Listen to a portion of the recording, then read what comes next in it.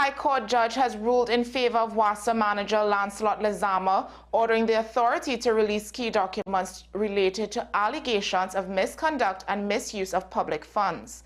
Lezama's Freedom of Information request sought access to employment contracts and letters involving senior managers accused of interfering with his investigation into the alleged unauthorized use of a WASA vehicle. Justice Nadia Kangaloo emphasized the public's right to transparency, citing the Freedom of Information Act's mandate to disclose evidence of misconduct. The judge dismissed WASA's confidentiality claims and ordered the release of the documents, highlighting legitimate concerns about accountability. WASA's request for a 28-day stay expires November 21st, as Lezama's attorney stressed the urgency of the matter. Former Police Service Commission member Courtney McNish has called for a review of the legislation governing the PSC. His comments came after outgoing PSC Chair Justice Judith Jones highlighted challenges in selecting and monitoring the police commissioner and deputy commissioners in the Commission's 2023 report, laid in Parliament on November 15th. McNish suggested expanding the PSC's oversight to include assistant commissioners of police, which he called succession pool, for higher ranks. He also disagreed with Jones's claim that COP sets their own key performance indicators, saying the PSC collaborates with the commissioner to establish these targets. Jones's report also raised concerns about the limited candidate pool for the COP role and the PSC's lack of resources to independently investigate or verify information. McNish noted the Commission can commission investigations as seen in 2021 with the firearm user license probe. Parliament will debate the appointment of 5 proposed PSC members, including returning member Professor Ian Kevin Ramdani, on November 18th. Floodwaters returned to Penal on November 17th following heavy rains, worsening conditions for residents still recovering from earlier flooding this week. Streets near Scotts Road Junction and Mont Diablo Junction experienced flooding as already saturated land struggled to absorb additional rainfall. Penal Debye Regional Corporation Chairman Gautam Maharaj said cleanup efforts are ongoing but are slowed by a lack of pipe-borne water in some areas. Temporary water delivery is being provided with tanks supplied by ICNTT, as some residents have been without water for over 2 weeks. MSJ political leader David Abdullah is urging mass demonstrations by the working class to oppose what he describes as government suppression of workers' rights. At a press conference on November 17th, Abdullah criticized the government's use of state power to block industrial action, citing recent injunctions against TNTech workers and teachers. He called for a united movement to challenge inequality and the disrespect of working people. Abdullah also condemned the proposed salary increases for top government officials, arguing they should be rejected outright while many public sector workers face stagnant wages. He emphasized that now is the time for collective action to demand justice for workers. Well, that's news to the hour on WESN. I'm Naomi McNish. Thanks for watching.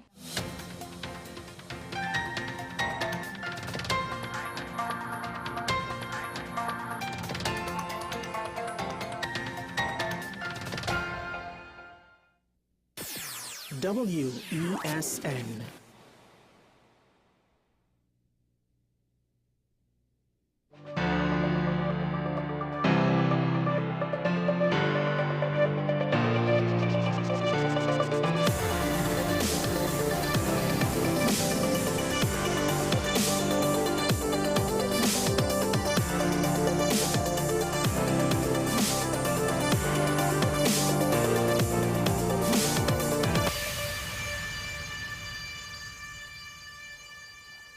We are WESN. We are in Trinidad and Tobago. We are at times confused by the mixed messaging that we can get, and I'm not entirely sure if there's any consideration made to continuity, I guess, to borrow a film reference.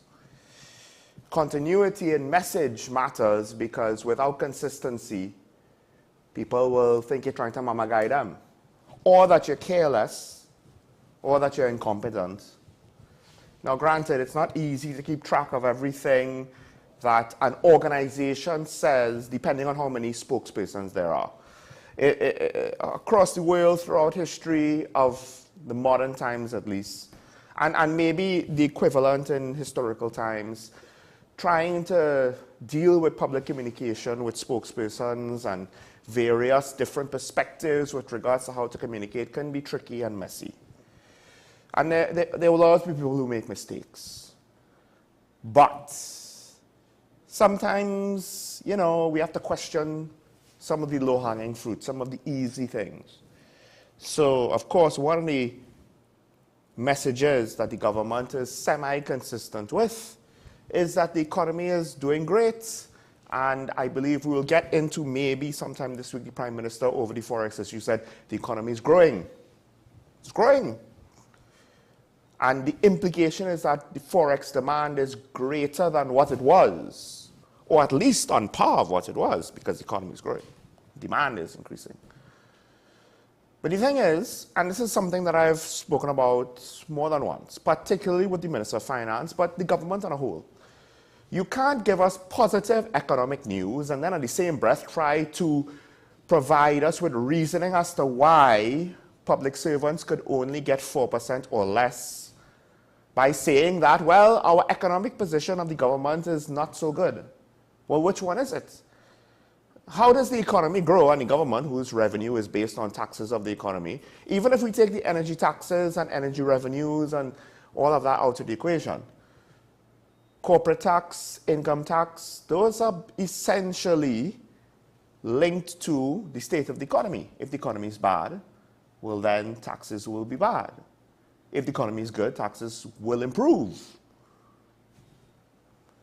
Things are getting better, but yet the wage negotiating position and even the government's own budget is not necessarily looking better. Which one is it? It's why I can't necessarily look at the port workers and say, well, it's y'all are to blame. Why y'all doing this for? The government have no money. Well, I think that the government's position on a lot of their expenditure controls are reasonable, except it's undermined by some of their own messaging saying, the economy is doing pretty well, there's growth, robust this, and increasing that, and what have you. Forgive me for not having all of the examples at my fingertips because it's kind of based on whatever details they're bringing up, whether it's manufacturing, local private sector, whatever. They'll kind of fit their perspectives to suit the moment of whatever topic they're talking about, whatever business, the banking sector, whatever. And they don't actually give us a coherent whole message. And part of the problem with that is, not only is there somewhat of a lack of transparency, so we can't see the obvious whole message ourselves because it's not obvious to us. But then we don't even get coherent public relations. We don't even get coherent spin. Even if the government, let's just say there'll be critics who will not trust anything the government says. We don't even get anything coherent that could be passed off as spin and lies. To say that at least it might be a lie, but it's one consistent message. And if that's where they want us to go, well, then we can go there because that's what they're giving us.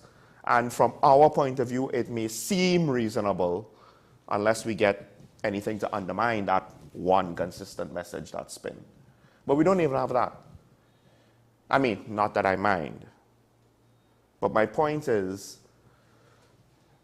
this is just one more failure of public relations. And don't get me wrong, it's not like I have confidence that any political entity would be able to do better, except maybe the one-man, one-woman shows because it's one man or one woman. But even then, at times, people don't always remember what they said months ago, years ago, and then you get inconsistencies, some of which with regards to the principles they're trying to present. All of a sudden, they're not principles, they are ideas of convenience. And for this, it's potentially not necessarily even the politicians' fault. We will go back to they will act in the manner that you demand of them.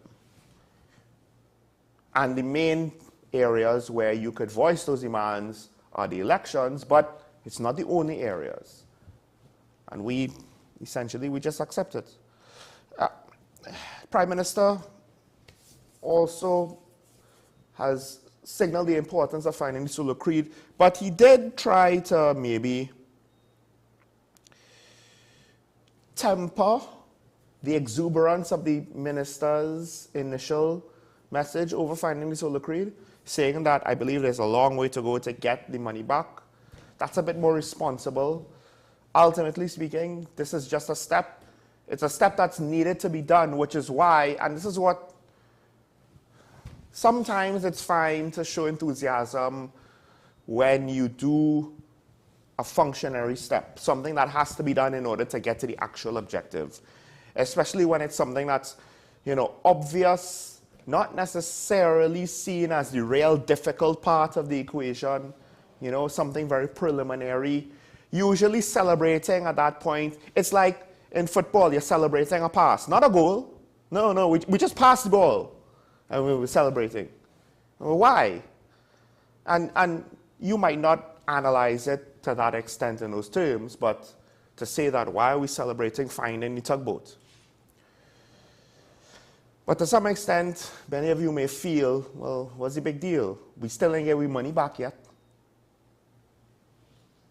And again, this is one area where communication issues. I mean, if the minister is going to celebrate on getting the solo creed, is he basically saying the job is done? What's the big deal? This is just a necessary step. That is not the last step, or even the second to last step. There are many more steps to go to try to get back the money and damages that ecological disaster caused. And the lack of updates into the process, I mean, I guess when they don't always have anything to update, to be fair. It kind of leaves us hanging and doubting, and then when you just come out of the blue to celebrate, well, we found the tugboat, all right, cool. The tugboat itself doesn't mean anything.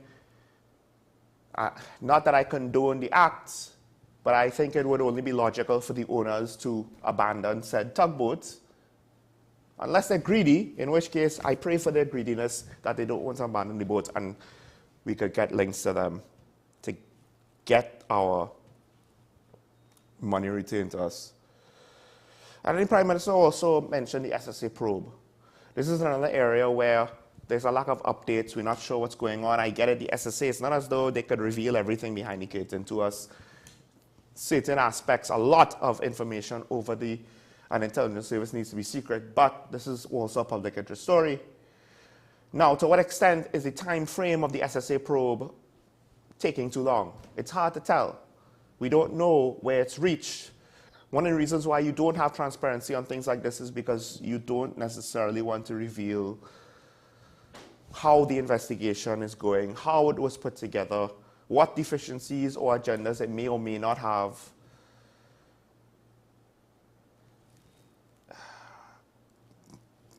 But at some point, it goes back to what I always say. Is the government going to get the benefit of the doubt? I don't think so. So this whole SSA situation, the thing is, it's continued to operate while it's being probed.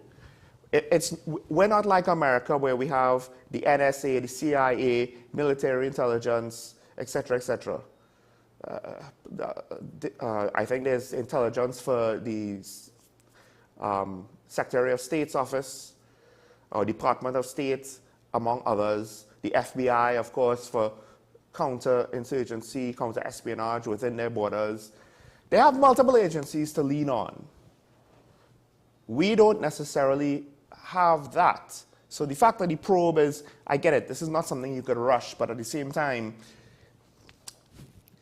the implication of the probe taking a long time, whether justified or not, is that whatever is the issue in the SSA is festering, or maybe there are hidden dangers that the probe will uncover eventually, but the probe's not finished, They remain while we still depend on them to do the job of national security that they are supposed to be doing, gathering intelligence. But I guess, you know, apparently that's not a big deal. It's not a big deal. The government does a very good job of trying not to say anything negative that might cause us to panic. Problem is the government also does not do a good job to make those efforts not come across as them trying to spin negative situations so that they don't look bad. I'm not saying that they're attempting to make themselves look better by massaging truth. I'm saying they're not doing so. We're left only seeing it look bad. It's a minor thing though. At the end of the day, these things are minor. But even if you don't, like I said, think of these things in the terms or in the ways that I am describing them now directly and expressing them in definite terms, conceptually, I think we all perceive them in our subconscious. We all perceive them in certain ways, and it colors our opinions and our perception of the government, in some cases slightly, in some cases significantly. And it adds to mistrust. And some of that mistrust is warranted and some of it is not. And ironically, that's even worse. We get bad on both sides, not just one. All right, enough about that. Let's get into some meatier topics in today's daily review.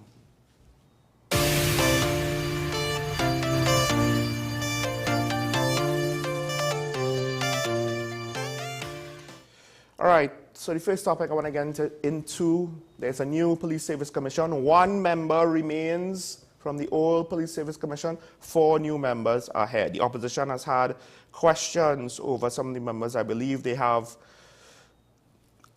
objected to 3 of them. One of whom, a criminologist, also is an EBC officer. So there are concerns of perhaps a conflict of interest. I understand the opposition's point of view here. The problem is, I'm not entirely sure if it's quite clear with regards to how someone having a role in the EBC and the Police Service Commission might come into conflict, might cause issues with one's job or the other. Yes, there is a potential there, I guess you could say in theory, in principle, but for me to actually try to think of these scenarios now, there's no obvious thing that comes to mind. It's not as though the person is a defense attorney who is also on the Police Service Commission picking the Commissioner of Police. Or the person is in the private sector being investigated for corruption and is also on the Police Service Commission picking the Commissioner of Police. It's not something clear-cut like that. But one of the objections I find interesting is to the individual who essentially made up the last Police Service Commission. Now, I'm not entirely sure if this came up, but there were concerns that Mr. Ian Ramdani, his company, works with and conducts significant business with the police service. Now, that is a conflict of interest. It's just that, is this something that the opposition is now bringing up? I don't remember it being brought up, and I could be wrong, maybe I am forgetting. The last time we had the Police Service Commission having to be reconstituted after it essentially imploded over the merit list fiasco. And even if it was brought up then, one would think perhaps this should be an ongoing talking point that should have been continuously brought up all the way until now. Now, on the surface, they have a point. You do business with the police, basically making money off of the police, right? And then you're picking the head of the police service. But this, ironically, has been going on. It's not will go on, it potentially has been going on. It's the incumbent situation. the fact that this happened, I don't know what to make of it, to be honest. I think this just goes to show that we don't really have, if you thought we did, we don't really have checks and balances in our current government anymore. And this is why, as much as some of my callers want to say, stop blaming the opposition. The opposition has been in power for significantly less years than the PNM. The PNM has been in power for how many terms? Most of the issues of the country is because of the PNM. A government is made up of a parliament that includes a majority and a minority opposition. The opposition is one of the few, and this is what I dislike about the Westminster system. Given our scale, it makes the system a lot different than what's in the UK. The opposition is one of the main checks to balance off any sort of government overreach, excess, etc. And I would argue that while it's not as though they don't have good points to make and they don't get good information and they don't have good arguments, the effects that they have on the direction of a society as the opposition has been lackluster at best. And this is one of the examples potentially. Again, if I'm missing something, I have no problem being corrected. But it seems as though we do have a potential conflict of interest. Direct one on the Police Service Commission. Meanwhile, to some extent, I guess one could say the media as well just quietly allowed this to be. Disappointed for my part in it, but it is what it is. It's difficult to say that, well, he's been on the Service Commission, nothing bad happened. We don't know that because there's a lack of transparency and not a lot of confidence in the system. So, yeah.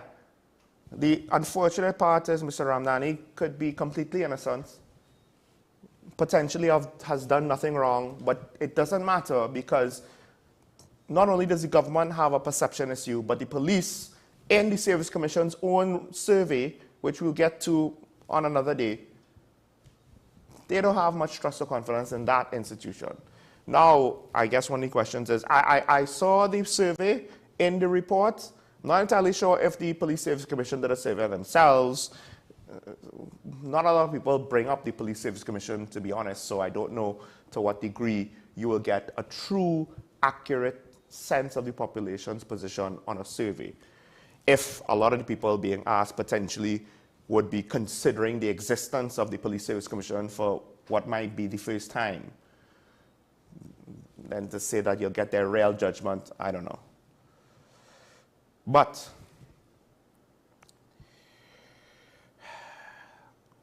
we will soon need to find out who the next Commissioner of Police will be. And I am hoping that perhaps the new Police Service Commission will do a better job than their predecessors. Because it seems as though they were stuck in what they thought their role was. This is the generous interpretation. They were stuck thinking that the police commissioner could set the objectives, therefore essentially set the foundation for KPIs to assess her performance. They basically accepted things like if they were complete outsiders that had very little input.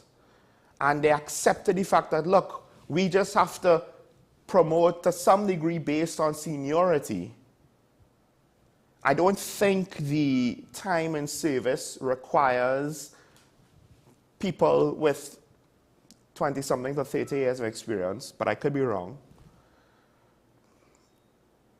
If my memory serves correct, I could be wrong on that. But you could get similar times in service at the lower ranks, but that could be an issue politically with regards to the internal politics of the police service.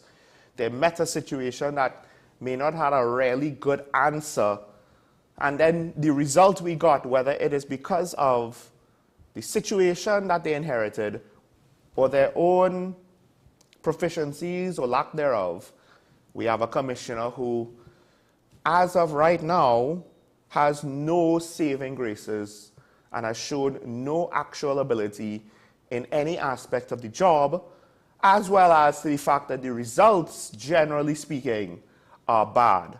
So much so that the police don't even necessarily understand how to interpret their own data, because they're trying to tell us major crimes are down, but at the same time trying to tell us that certain major crimes are underreported. Then how could it be down? And this situation, at the end of the day, it has devolved to this point, not because of the outgoing Service Commission, but because of Parliament. At the end of the day, they oversee everything. It might not be day to day, but they make the laws. They could change the laws. They could change the regulations. They debate the individuals up for appointment, and they approve them. And I will leave that there. Let's take a break. When we come back, we'll welcome my colleague, and we will continue the discussion. Stay tuned to talk about the WSN. We'll be right back after this.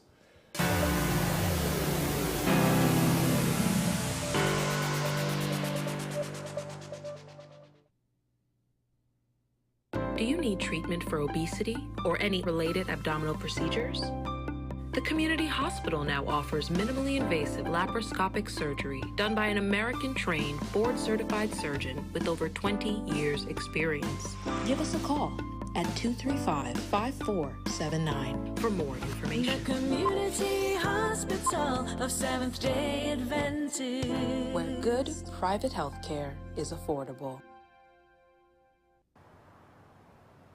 Bill and Ruth fell in love with the Benjamin Moore color Dry Sage, but they tried to match it using another brand's paint. I mean, it's close enough. Almost identical, really.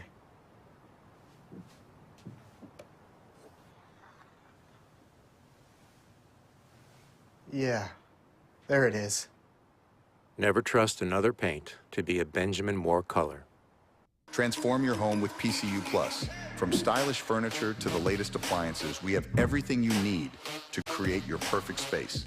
At PCU Plus, we offer fair prices and affordable financing options that are cheaper than hire purchase agreements.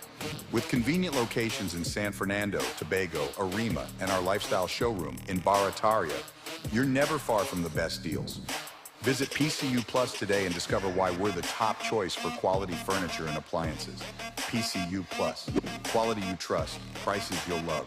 Visit one of our locations or find us online to start transforming your home today. SM Group International Limited, your solutions partner for the latest innovations, brands, and competent staff to meet your needs.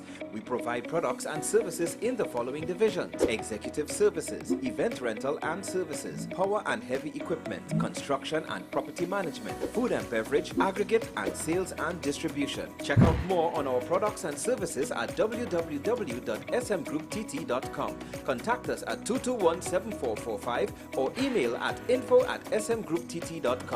We are SM Group International, your solutions partner.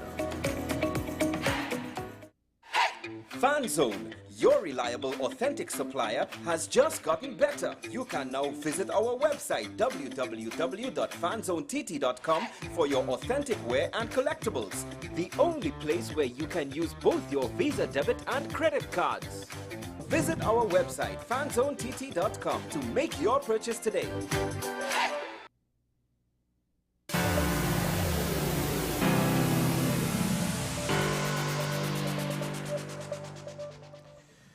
We are WSN. We are Talking Point. I am Sean Michael Small, and this is Mr. Keaton Shah. Good morning, Keaton. Good morning, Sean. How are you? I am back in studio, and I am already enjoying a much more relaxed pace with my normal routine, as opposed to whatever routine I ratched in Tobago that was not working for me, especially this time more than the last time. I don't know why. But speaking about things not working for us, I mean, I haven't heard your take on it. This time, I think last year, this was a topic, and I was kind of surprised that it came up again. I would have thought somebody would have said, let's not go through this right now.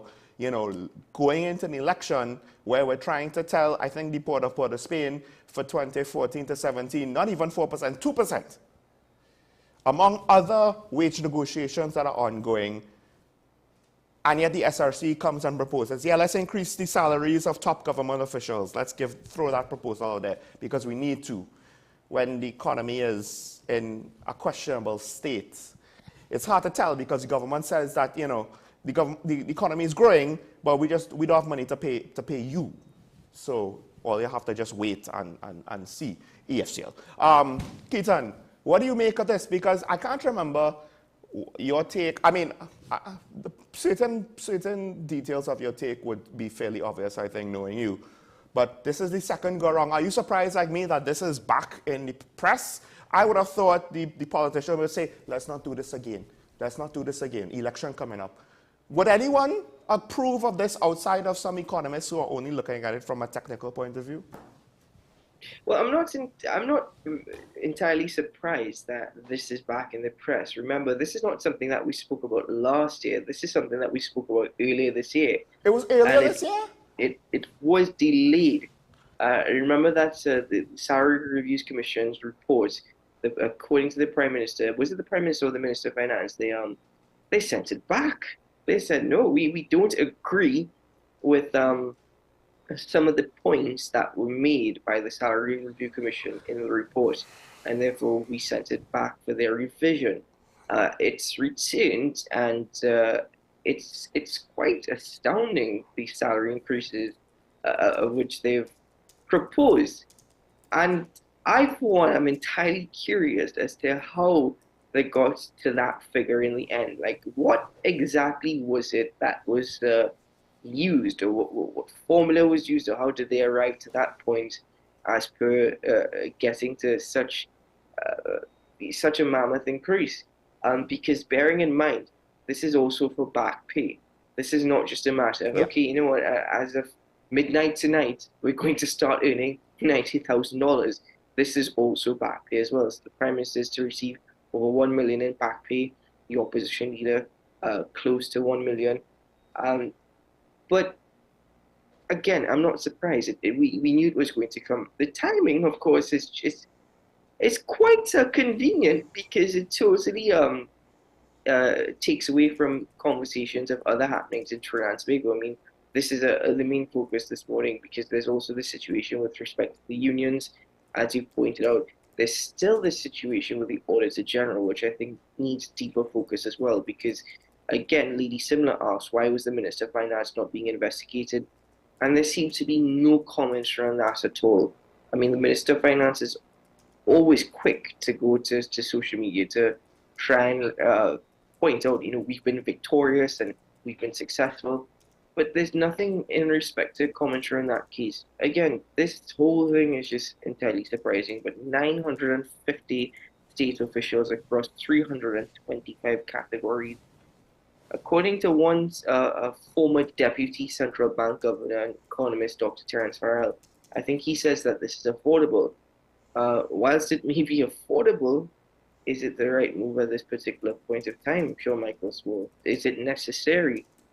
Do these individuals really deserve or even need such high increases to their remuneration packages?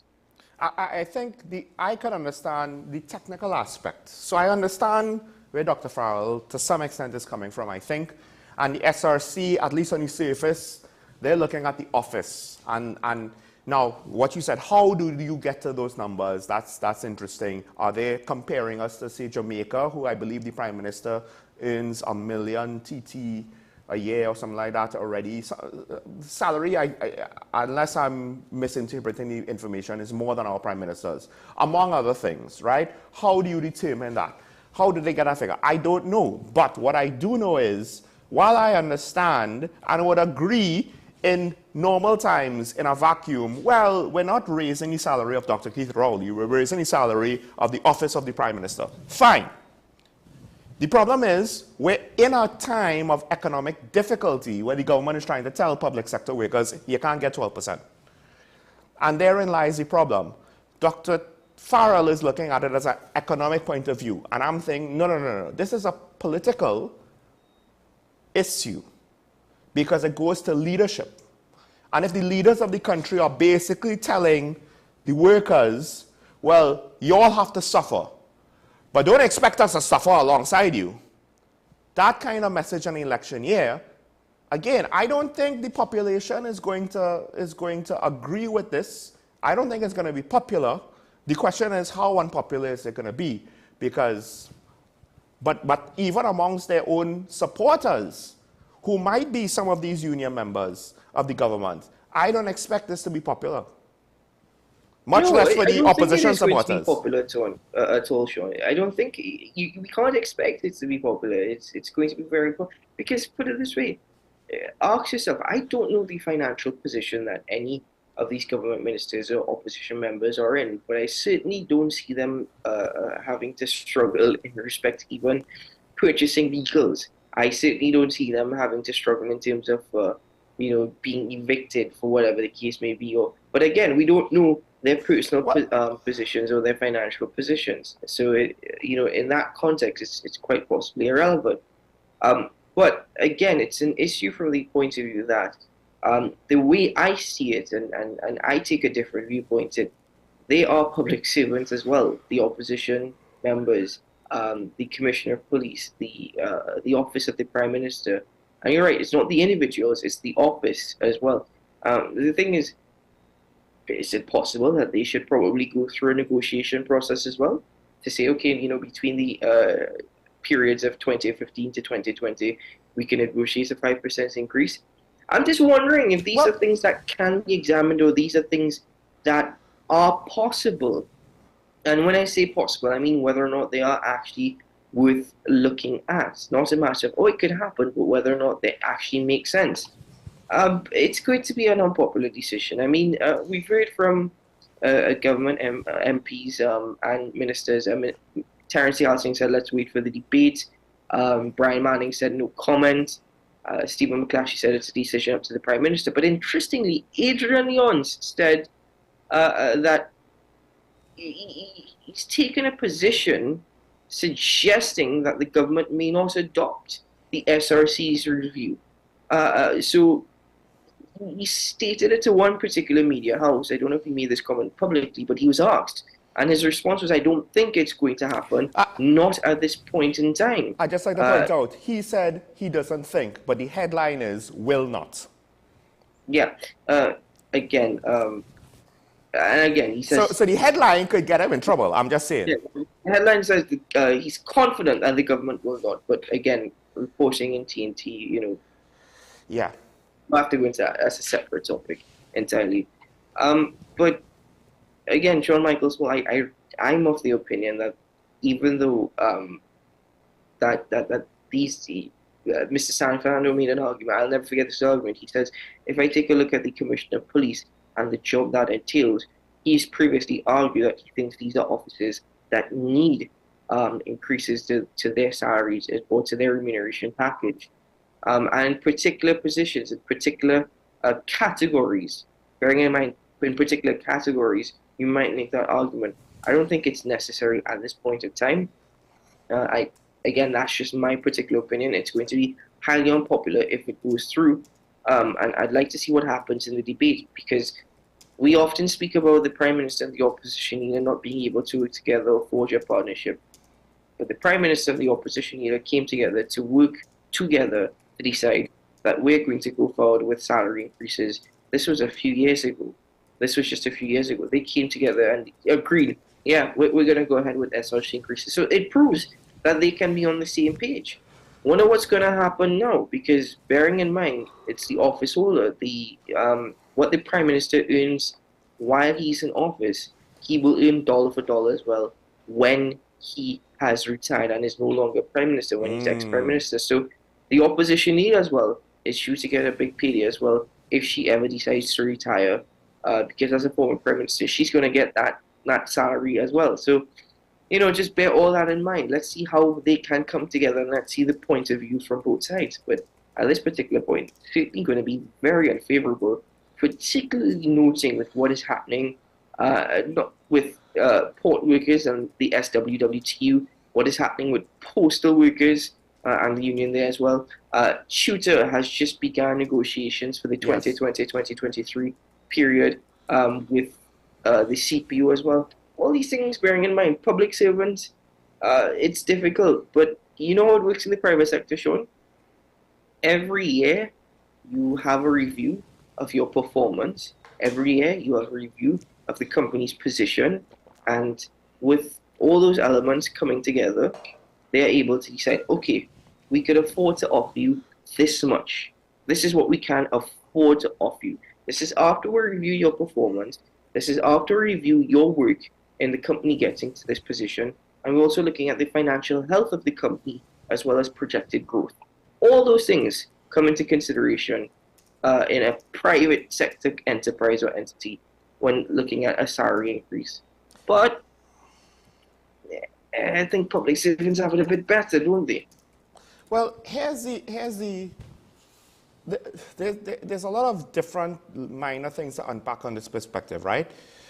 One of the things is, while I think it would be technically incorrect, right, for people to say, well, why are we giving Rowley a raise? Why are we giving Earl a raise? Why are we giving Kamala a raise? No, the office is being given a raise. But even if it is technically incorrect, that's not the perspective of the SRC. That might be the widespread consensus of the population, or the widespread perception of the population. So whether it is technically correct or not kind of is besides the point if most people want to judge these things based on we not seeing the job performance, right? And it begs the question, why now? Why is this coming up now? Now, ironically, first of all, there's a wage increase. You pointed to the private sector. One of the things is, yes, it's a bit more individualistic. Just because you're a CEO doesn't mean you make as much money as another CEO.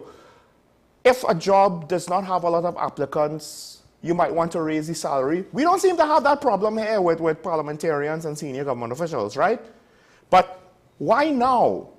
Ironically, the Prime Minister is set to retire, so this is going to affect his pension. But we've seen in the American election... Is he set to retire? Is he? Really? You sure? Yeah, we think so. But here's the thing. We've seen in the American election, based on what, if you believe some of the things coming out of the Democratic Party, of what an outgoing political leader could do with regards to, you know, I think I will not necessarily fall in line with the strategy of the rest of the party if you all want to kick me out. And I'm not saying that the PNM wants to kick Dr. Keith Rowley out, but he may not necessarily be that concerned with certain aspects of the long-term situation of the PNM, depending. I don't know what his criteria is. I don't know what it is. I don't know how he looks at the situation. But why now? Because the SRC seems to, the government sent it back, and the SRC basically sent back what the government sent back. So the question is, what's the motivation for these pay increases now? Is it, like you said, a smokescreen? You know, we always have to ask that question for any controversial issue at this point to distract us from something else. Is it that the public servants, the senior public servants, are the ones that want the raise and are somehow encouraging the SRC to push this through? Or, I do wonder, I'm considering the possibility, it's an election year. This is not necessarily going to be popular. Does somebody want the government to look bad? Not that, you know, the government needs help to look bad, but piling on, of course, in this situation is rather easy and simple. Because, again, why now? Why does 2024, maybe certain officers at the Commission of Police need a pay increase, but the parliamentarians, for the population to stomach that, and I will not blame them, if and when they don't, why now? And that's my problem. You know, a couple of things. I have to put it into context a bit further. You know, I've stated my personal opinion, but if I put this into context a bit further, then I'll tell you why. As I said, there are perhaps certain categories or certain office holders that one could argue deserve an increase in pay. And, you know, as I said, Mr. San Fernando previously argued that the Commissioner of Police and the office of the Commissioner of Police, they deserve an increase in pay, given the job that they do, what it entails. You know, the remuneration right now does not necessarily reflect that. Yeah, I might make a similar argument for permanent secretaries as well, who arguably are the ones that really run the ministry, who are the ones that do the backbone of the work. than necessary for the running of the particular ministry. And I think right now they earn something like $35,000 a month, right? Again, it's a lot of money, don't get me wrong, but I will make an argument that they probably deserve more. The issue that I'm having in digesting all of this is right now, the public service is about 70,000 plus, 70, 80,000 plus individuals. You're speaking about parliamentarians, you're speaking about individuals that are about 1,000 people in total in terms of the number of individuals in the offices and the 325 categories. So you're speaking about 1,000 people. So it's very hard to compare. But again, given the context of what we have been taught previously, where even the Minister of Finance says we're going to have to, for want of a better term, tighten our belt. We're going to go through a difficult period. When the Prime Minister is telling me, as a young individual in Trinidad and Tobago, that, hold on, things are going to be a bit rough, but we might see some improvement by the second quarter of 2027. Even that is not necessarily guaranteed. With all those things happening, with what I see happening in Trinidad and Tobago, with what I'm experiencing, with what people are speaking about, this is going to be extremely difficult for others to digest. And quite frankly, I think it's very difficult for this to be passed. I think the SRC's reviews at this point in time is going to be very difficult to pass. If we are all having to tighten our belts, if we are all having to face the struggle, I think they all should be willing to be on the same level of us as well. You might make the point that they are the most qualified individuals, the top of our society. I would not make that argument. I think Terence Farrell was making that argument. I will not necessarily make that argument. But they should also be in the same position as every other Trinbagonian who are having to face these difficult times. At the end of it all, let's see what happens. Let's see the position they take. Let us see if the same advice that they've given to every other Trinbagonian is the same advice they're willing to take for themselves. The same position that they've said TAT's in, whether or not that is going to be reflective of their remuneration as well. I think it's unnecessary at this point in time. If in 2027, second quarter, we start to see a bit of a boom, then great, cool. At that point in time, we could adopt these proposals. 2 budgets ago, the Minister of Finance said the economy is booming. 2 years later, wait, hold tight, be careful. So if in 2027 we see more stimulation to our economy, more revenue flow, great, why not? Not right now. Well, even if we see a boom in the economy, if the wage negotiations for public sector's workers continue on the track that they're on, it would still be a scandal. This is akin to a company telling its employees, business is bad, so we can't give you your bonuses for Christmas and we can't give you your pay increases. And then you hear in the press that the CEO got like a $10 million bonus for the last quarter performance because the company was booming and revenue was up and profits were up and all of that jazz, right? Ironically, the minister is saying the forex is used because there's increase in demand.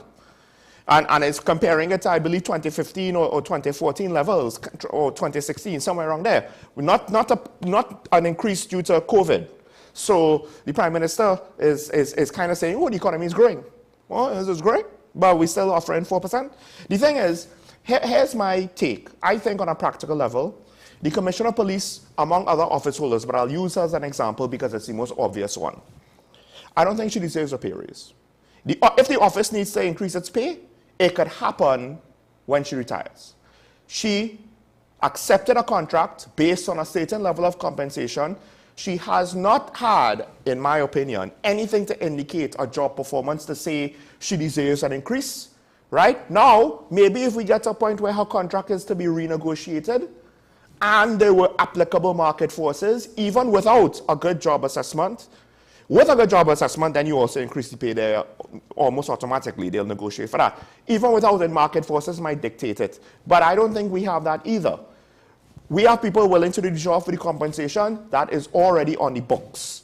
And the current incumbents, if you could point to me someone whose performance is exemplary, fine. They deserve the increase while in office. But in a lot of these cases, we could wait. We could wait until somebody else comes into town. Now, with the elected officials, it's not so simple. But with the public servant positions, the senior public servants, like permanent secretaries, commissioner of police, and so forth and so forth, why do they have to get a pay increase? Or how could you justify a pay increase while they are sitting in the position?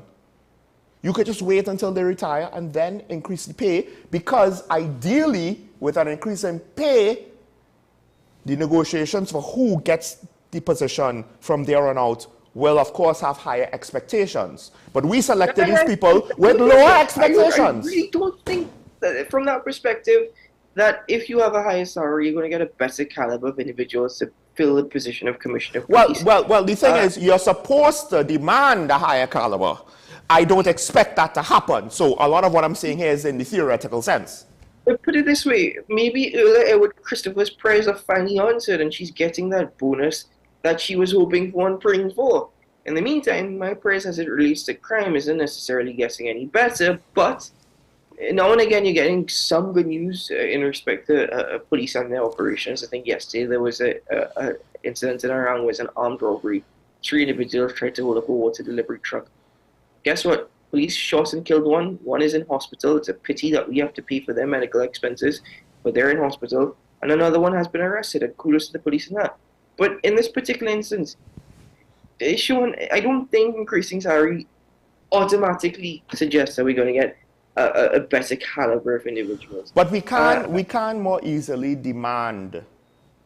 I mean, again, it's theoretical. I get it, Keaton. I understand where you're coming from. I am just as cynical as you, because a lot more has to happen for us to improve service in the country. I get it. But you say that the thing is, look, for a water truck situation, we've had a police shooting.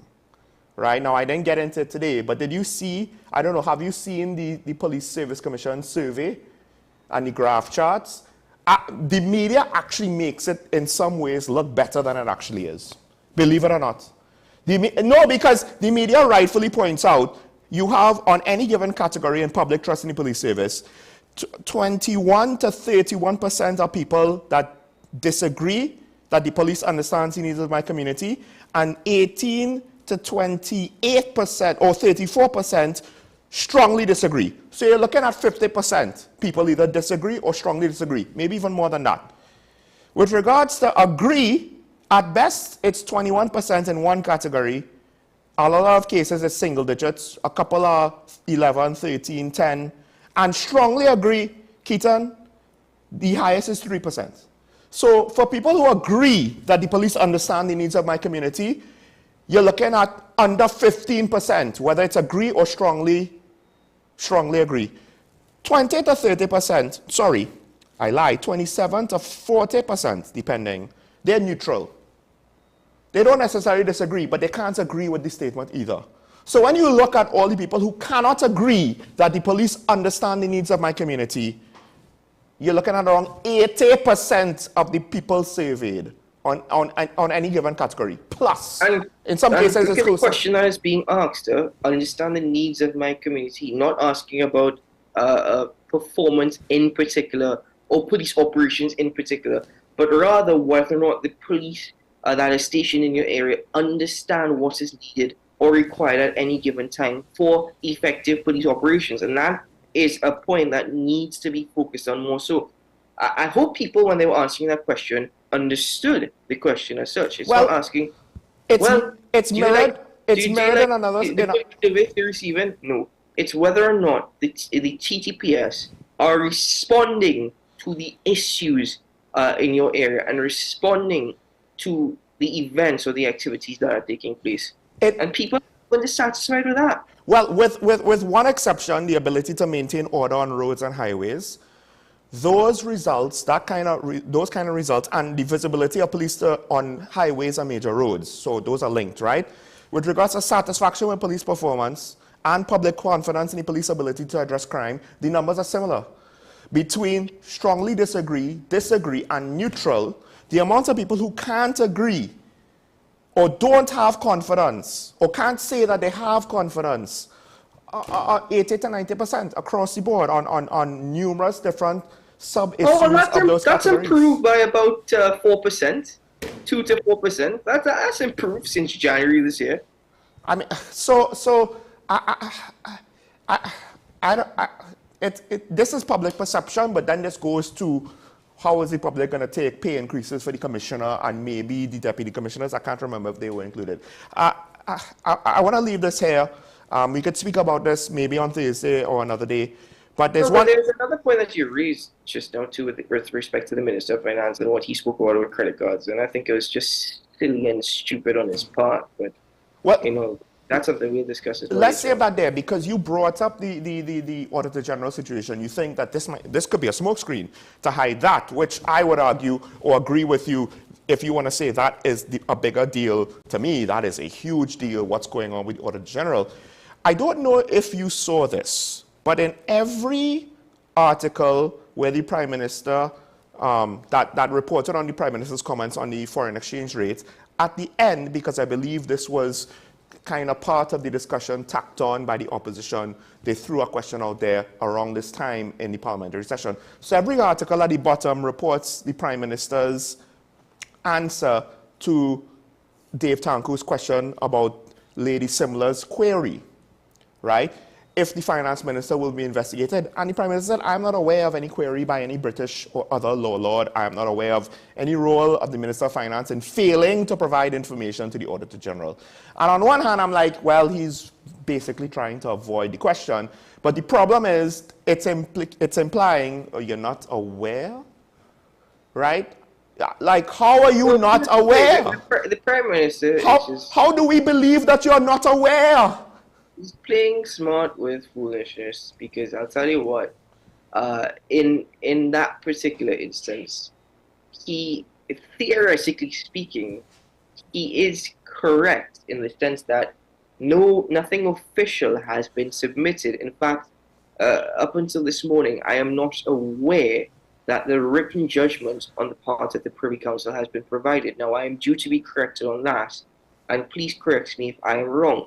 So because no written judgment has been indicated on the part, this is just questions that were asked by Lady Simler, who is a member of the Privy Council, to counsel to Colm Imbut. I think that the Prime Minister is not entirely wrong in what he's stating. Nothing official has been submitted. Nothing official has been lodged. So that is perhaps the avenue of which the Prime Minister is coming. But this is why I say it's plain, you know, trying to play smart with foolishness, because we are all aware of the reports that were coming from the Privy Council. We are aware, as per the questions that Lady Simler asked, based off the reporting that we've read. And I'm certain that the Council for the Minister of Finance would have also spoken and would have said, this is what happened, this is what transpired. So, you know, to the Prime Minister, honestly speaking, you know, don't be silly about it. He's saying failing to provide or withhold information. But the Minister of Finance was never investigated. The Minister of Finance, nor the Ministry of Finance, was never part of any investigation. They were never part of any sort of committee that was established together to look into conduct on the part of the Ministry of Finance or the Minister of Finance. No, it's the Minister of Finance who created the committee, the Minister of Finance who created terms and conditions.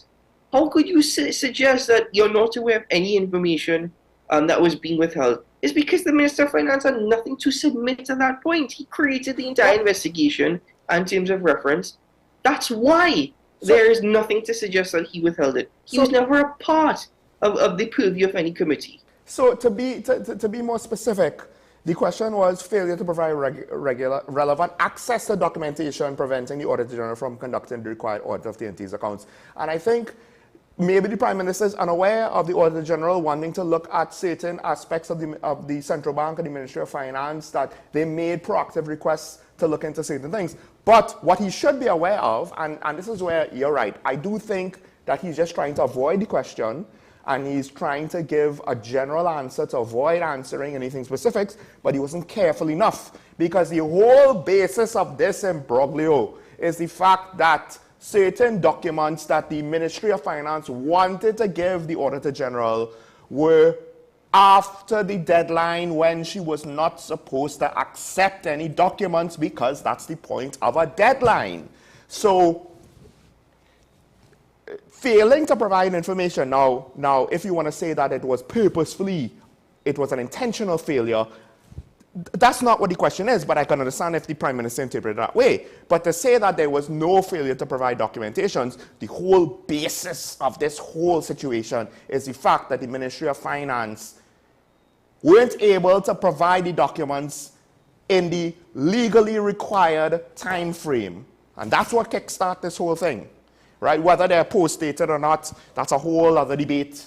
That's a whole other debate. But the fact is, the minister admitted that they didn't get it by the deadline. That is technically a failure to provide documents, because unless somebody rewrites the law or you get an authority that has the authority to authorize it, I don't think the Auditor General could even accept it if she wanted to, the information coming from new documents after the deadline, after all of the documents were allegedly submitted. So the Prime Minister, he's trying to be smart, but I think he ironically opened himself up to a little bit of criticism here. But also, Keaton, I dislike the fact that his excuse to not comment on it is to basically try to say, well, I was not aware of certain things. Because he didn't say it didn't happen. He didn't say it didn't happen. But he's trying to say, I was not aware of certain things. And again, we know that you're not aware. It's impossible for you to be not aware.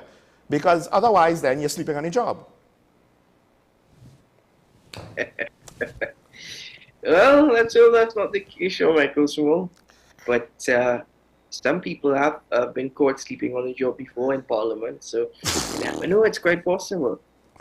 But I really hope that there is a greater focus on this particular instance. I mean, this is the money of taxpayers that we are dealing with. This is the money of Trinbagonians that we are dealing with. Keaton, I have a question. And I've heard people say, well, listen, if the minister submitted a document afterwards beyond the deadline, it's the Auditor General that is working for the state. She should be accepting of it. I disagree with that position previously, because if as an auditor, you're not able to complete your work, or you're not able to verify your accounts to ensure that everything is balanced, checked, up to date, verified, then I can't do that. This is my name that's being stamped on it. My thing is, people need to understand, why do we have a deadline to begin with? What is the point of putting these things in the laws that govern these situations if we're just going to ignore it? I don't understand. What is it that people don't understand what a deadline means, right? A deadline is... Because Sean, have you not heard the term before? Any time is Trinidad time. Have you not heard that before? Any time is Trinidad time. Because at this point, we might as well let the PNM find voters 6 days after the election. And the UNC could find voters and supporters and encourage people to vote 10 days after the election, if deadlines don't matter. If legally set deadlines are meaningless. Because it's an audit. And it needs to be done at a certain time. And the government needs to be responsible enough to get their documentation in order, because if there is not a deadline, then they could just delay it forever. They could delay it and say, well, we're not ready. And then we just never have an audit. And oh my gosh, look how much corruption is not being investigated, because they were never audited if there was not a deadline to say, you cannot take forever to get the financial accounts, where in 2024, you cannot still be trying to get the relevant documentation for 2001. There's a deadline. It has to be done every year. There has to be a cutoff point. Do people not see this? Because if this is how you run your own business, well, then good luck staying in business. If you still are, you need to give me the winning lotto numbers next week.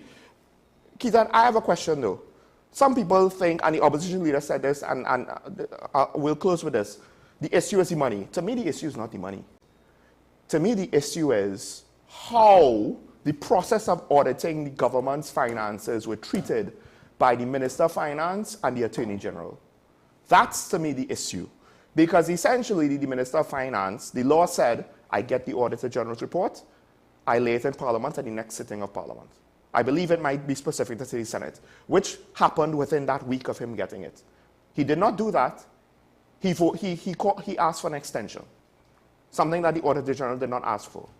Something that, technically speaking, the law does not have any provision to allow him to do Because the law says, I received the report, I put it in Parliament. Not I received the report and then determine when I put it in Parliament. That I have to put it in Parliament. And there's no one to oversee some of these things, like the merit list. There's no one to say, hold on, did he just break the law? We should look into this to determine if he broke the law and then hand out appropriate punishment. No one has questioned this, apparently. And the way how the Minister of Finance and Attorney General have been handling this, have been handling the Auditor General's legal fees, etc., undermining an independent office and hoodwinking too much of the population, if you ask me, because they're controlling narrative of these are the important issues when it's not that, it's this. It's a breach, a serious breach of process, not just process of how to buy staplers and paper clips, but the process of the audit of the nation's finances. I have an issue with that. I care less, $3 billion is important, but I care less about $3 billion than I care about the ongoing, the precedent that could be set with regards to the audit of our finances moving forward if this is allowed to continue and to pass. John Michael Small, I hope that one day in TNT good governance prevails. At this point in time, I'm not saying it's not easy having to navigate these times, but in this particular position, as I've stated previously, the same standards that the Prime Minister holds us to account to, or the government holds us to account to, and the same advice that they've preached to us, I really hope that it's the same with them. I hope that they can take it for themselves. I hope that they can also accept such advice and standards for themselves. But at the same time, I also think that Trinidad and Tobago, we as citizens need to start accepting better of ourselves and start expecting a lot higher standards. Only up until that point would we see greater accountability. Thing is, in Trinidad, we are quite complacent. There will be protests, we will be frustrated and whatnot, but nothing ever happens. We have to be consistent, and I'm not saying for us to go riot, and as the Minister of Finance said, you raise the price of fuel, we haven't rioted as yet. I don't agree with us having to riot. Let's stand up for yourself. I'll close by saying this. I'm not saying that we should riot, but I am saying you push people too much. Don't be surprised if they do eventually riot. This is, and I'm not giving any great revelation here. I don't know when too far will happen. I don't know how far is too far, but I guess the population is being taken for granted. But that's what politicians do. That's why the American elections have been so wonky over the last, I don't know how many years, not just this one, but it is what it is. Our own elections, hopefully it's not too wonky, but I don't have that much hope. Let's take that break. When we come back, we'll open the phone lines. This is talking about the WSN. We'll be right back after this.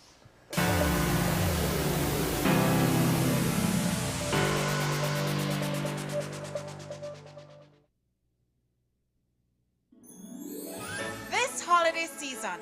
Bring the magic of Christmas home with WESN's Joy of Christmas. Relive timeless classics from the laughter to the heartwarming moments that make the season unforgettable. Hey, light the lamp, not the rat, light the lamp, not the rat! Santa's coming to town! Santa! Oh my God! Oh, blue baby. Experience the joy of WESN special productions, crafted to bring you new stories and cherished memories. This year, let WESN bring the joy of Christmas to your home. Merry Christmas, Charlie Brown! Catch the spirit, catch the joy. Anchors away. May the force be with you. Only on WESN, your content capital.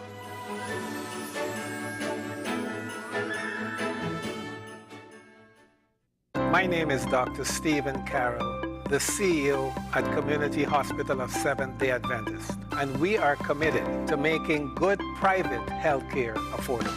For all your medical needs, including dental, radiology, laparoscopy, behavioral and mental health, along with many other services, contact us for more information at 235-5479. Community Hospital of Seventh-day Adventist, where good private health care is affordable. Transform your home with PCU Plus. From stylish furniture to the latest appliances, we have everything you need to create your perfect space.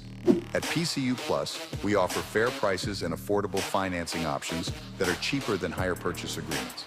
With convenient locations in San Fernando, Tobago, Arima, and our lifestyle showroom in Barataria, you're never far from the best deals. Visit PCU Plus today and discover why we're the top choice for quality furniture and appliances. PCU Plus. Quality you trust, prices you'll love. Visit one of our locations or find us online to start transforming your home today. FanZone, your reliable, authentic supplier, has just gotten better. You can now visit our website www.fanzonett.com for your authentic wear and collectibles. The only place where you can use both your Visa debit and credit cards. Visit our website fanzonett.com to make your purchase today.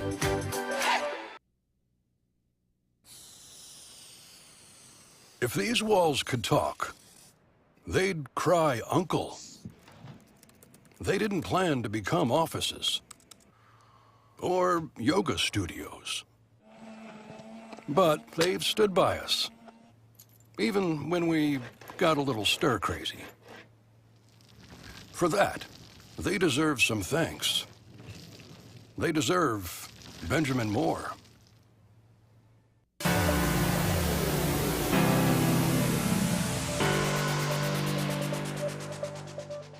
Welcome back to Talking About, ladies and gentlemen. This is Sean Michael Small and Keita Sean, WESN, the Content Capital. We will open up the phone lines now. We want to hear from you, the viewer. You could have your say on this or any other topic. You don't have to limit it to what we're talking about today. You don't have to limit it to what we said. Of course, if you disagree or have information that we didn't present, feel free to do so. While we wait for calls, one viewer commented on one of our streams. Two comments. The first one about the opposition having a role, but wanted to say that when they try to do their job, they have to face the speaker and the police. Be real. And Keaton, to that comment, I would actually refer one of the things that you bring up regularly, that Dr. Heath Rowley was an effective opposition leader, and effective in the opposition. And my whole thing is the opposition is not just about parliamentarian debate and does not have to break the law to be a good opposition.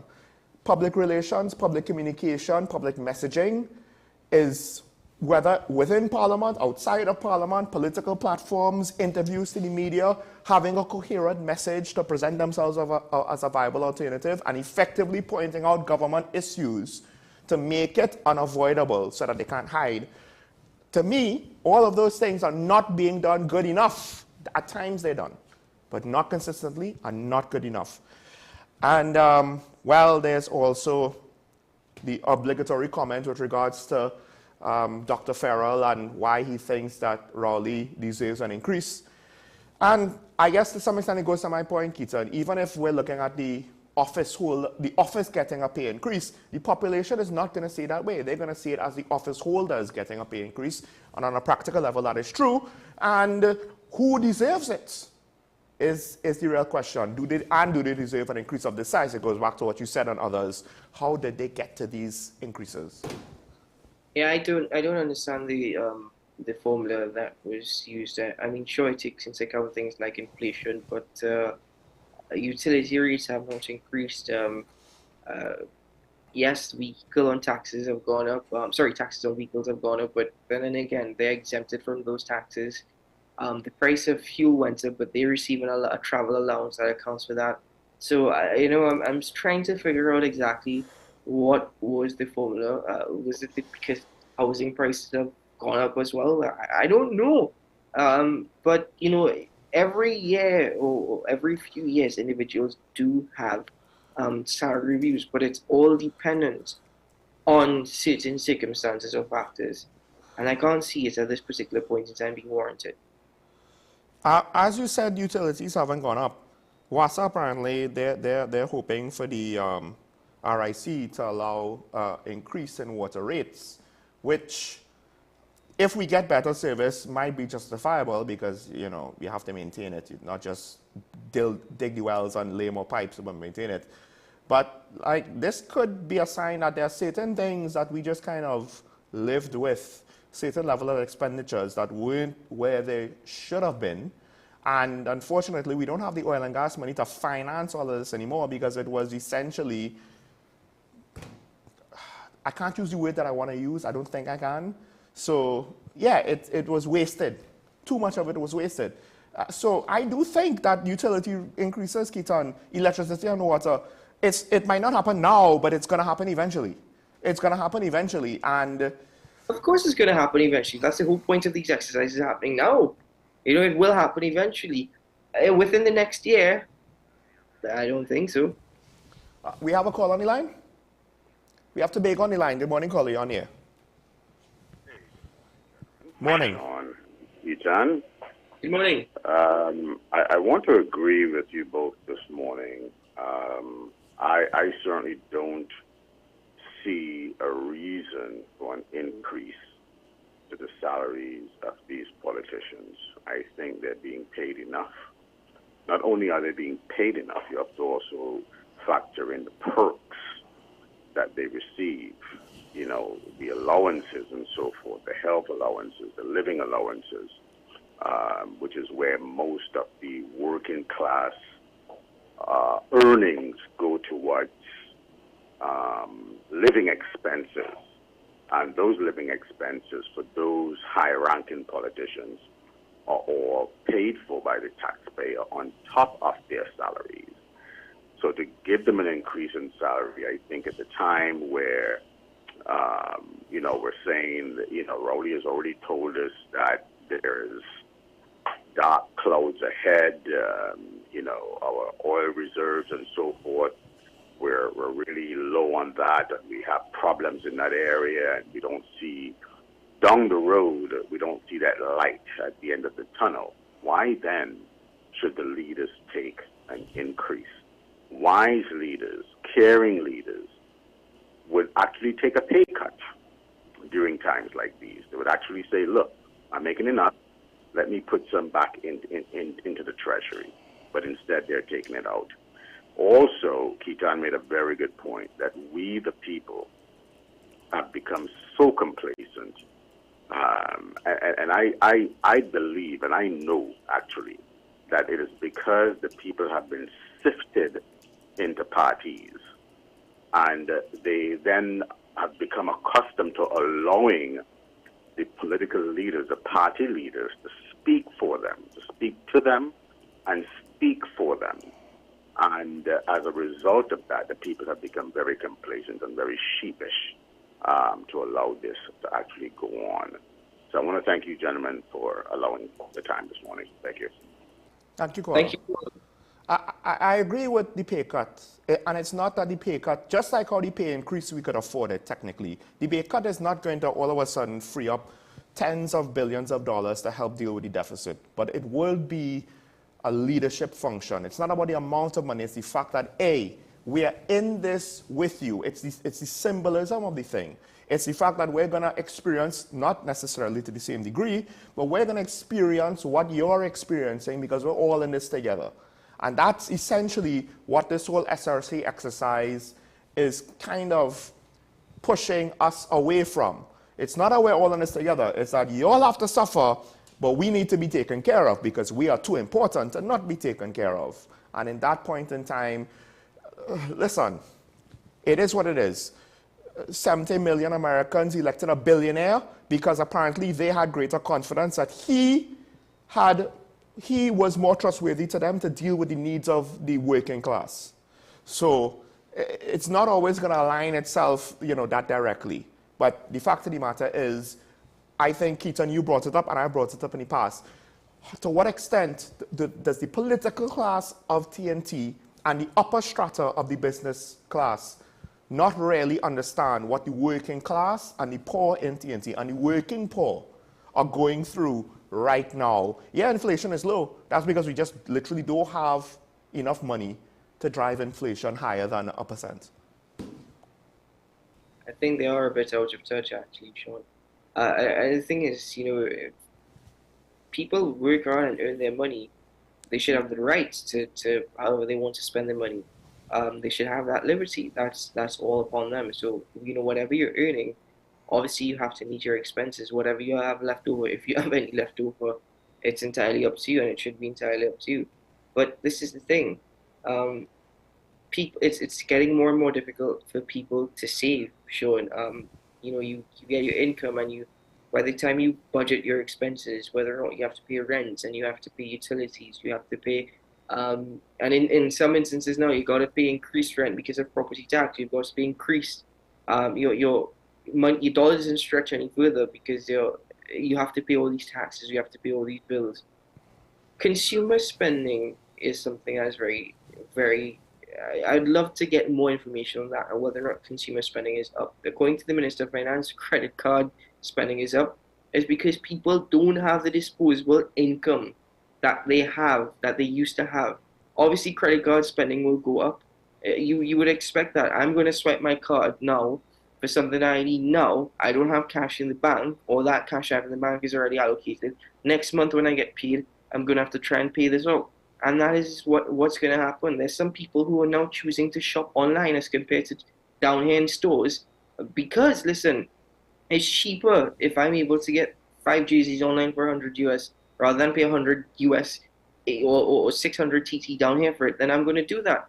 But that's exactly what's happening now. You have to understand it's difficult. Disposable income has declined, and people are struggling. Whether or not, I don't see anybody saying I'm going to take a pay cut. I don't see that happening. I don't see that ever going to happen. But if it does, miracles are real. Miracles are possible. I mean, that's a level of leadership we're not accustomed to. We have San Fernando on the line. Good morning, caller. You're on the air. Good morning, Sean. Morning. Good morning. If I go back to when they had this Constitutional Reform Committee and when the report came out, and I commented to you all on this show that the committee did not actually reach the threshold, the report did not reach the threshold of what was asked of the committee. That was my point. The report did not reach the threshold of what was asked of the committee when they were appointed. And that went by. And that I'm segueing that into the fact that, Sean, you always bring this up, and you brought it up again today about the CPASAD report that went to the president, and then the president sent it back. Let me say this. There is nothing in the Constitution. When the Constitution said, and when the president gets the report, and she shall send it to the Parliament, there is nothing in the Constitution that says if the president doesn't do that, what are the consequences? And that is the same thing that you all are speaking about with the Auditor General and the report that was supposed to be laid by the Minister of Finance in the Parliament. There is also nothing in the Constitution that states if you don't do it, these are the consequences.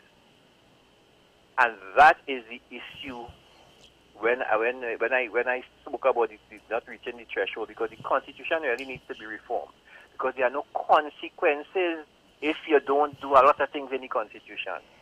We could talk from now until 3,000 Sundays. There is nothing there to say this is not done, this is the consequence for it. And so we keep going down the road and going down the road and going down the road and talking about these issues until we have meaningful reform of the Constitution, meaningful reform. Nothing is going to happen to change these issues where the politicians are going to interject themselves into certain things, and there would be no consequences for them. Let me say the last thing. Keaton just mentioned about credit card and the forex situation. I am one who believes there is enough forex in the market.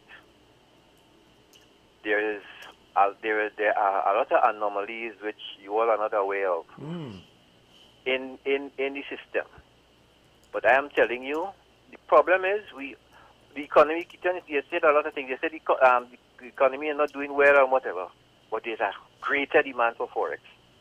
There's a very big demand right now for forex, even though the economy is not doing well. Look at that. And one of these days, you all need to sit down and let us go through this. And I will try to explain a lot of these situations to you all, for you all to understand what is really happening in this economy. Because if it is that this economy is run the way you all want it to run, let me tell you something. Trinidad is going to be out in our worst place. And let me just say one thing before I go. Trinidad and Tobago is surviving the way it is surviving, and the country is running how it's running right now in terms of our level of enjoyment that we enjoy in terms of imports, because of a parallel economy that is in this country. And if that parallel economy is stopped, and we have to, because that $7 billion, the $7.5 billion the finance minister talked about yesterday, about the government interjecting $2.5 billion into the system, US dollars, and the other banks generate the other $5 billion. Let me say this: if we look at where that other $7.5 billion, $5 billion coming from, well, they're going to be shocked. Caller, I guess you'll hear this off air, but one of the things I just thought about is our import food bill is already at $7 billion now.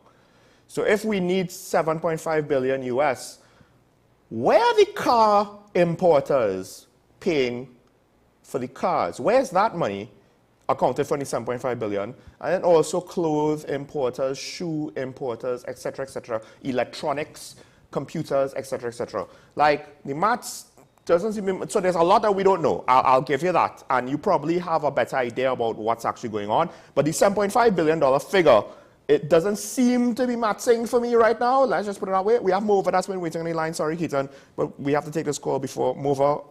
Sorry for the wait. Good morning, caller, you're on here. Caller, good morning.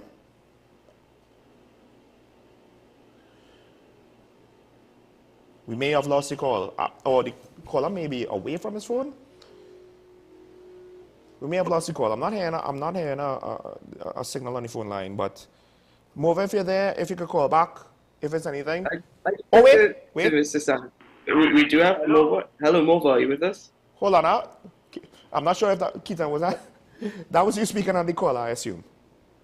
Probably. All right, okay. Yeah. Hello. I was just making the point to Mr. Sampano. You're right. There are lots of things that we are not necessarily aware of, or maybe we are aware of it and we're just not speaking about it publicly. The thing is that I'm very much aware of certain instances or things that are happening within the system. And you're right. The demand for forex is high. I've made the argument that the economy is not doing well. It's because the demand for forex, exactly where is that coming from? As I said, there's certain aspects of it of which I would agree with you. I like that point that you made, though, that if we want the economy to run the way we are proposing, we might be in a worse position. I like that point. But the thing is, me personally, I've never actually put forward any economic policies or proposals. So I just am making to be fair, comments on what is Keaton, he might have been referring to me because Karen brought the point, Dr. Sachuan brought the point, and I think maybe others. The black market of the foreign exchange is essentially floating. So we could pretend that we don't have a floating exchange rate.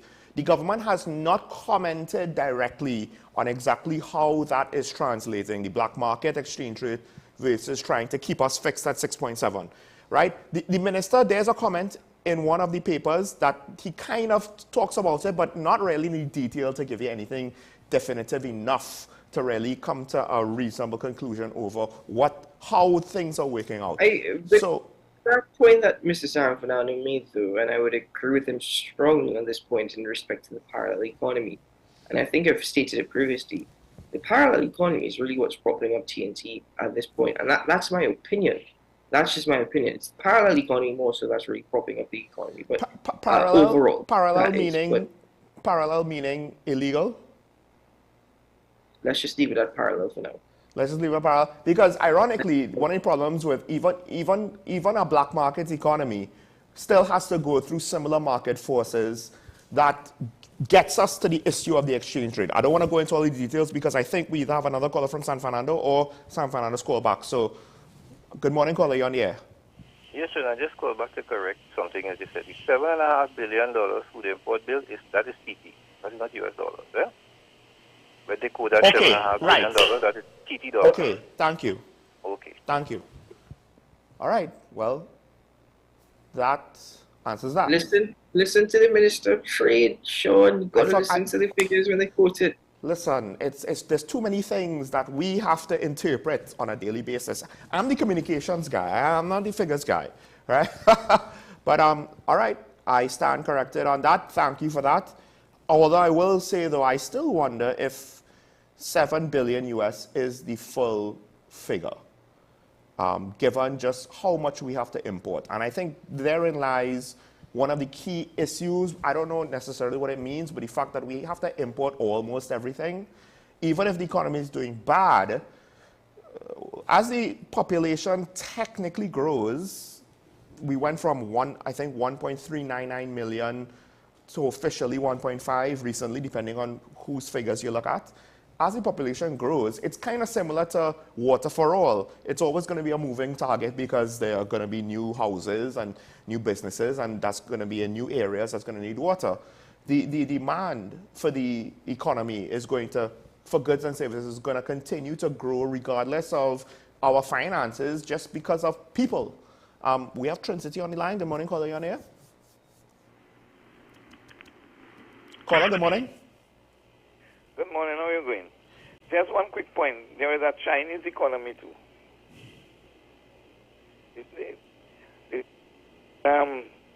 Buy US at black market and ship it out. Okay. Okay. Thank you. Sean, if I may, you will forgive me. I have to be excused because I do have an appointment at 10 o'clock that I need to attend. But thank you very much for having me on the program this morning. Well, I mean, we could wrap it up there. So, Keith, you could say the thing before you go. Oh, you want? Okay, well, today is a good day to have a good day. Indeed. Folks, thanks. There's a lot to talk about that we will talk about on Thursday. Sure. Thanks to all the callers for calling in and joining the debate. Mr. San Fernando, I'll see what I could do, what I could set up with regards. It'll be an ongoing conversation, so don't expect it all at once. But interesting point. I'm not married to floating the exchange rate. I'm just pointing out, I'm curious, the black market point that Dr. Sajuan and Karen brought up. How do we reconcile that? But I do suspect the fixed exchange rate is not, I don't know if it's the best thing. I don't know. I don't think so. I could be wrong. But with that said, remember your allegiance to the Republic and to each other, folks. And always try to practice being nice, because it's nice to be nice. And we'll see you tomorrow. Bye-bye.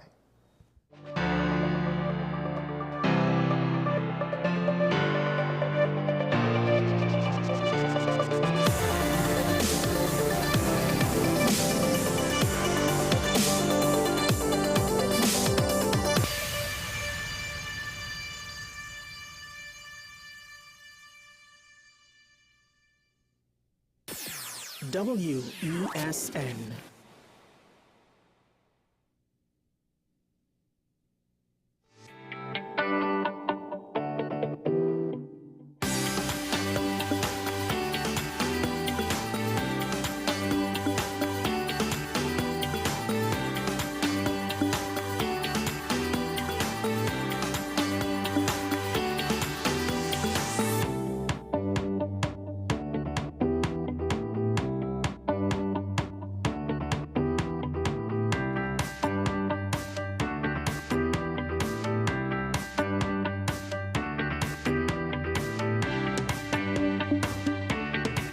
This is 10 questions. I'm Andy Johnson. The distance from where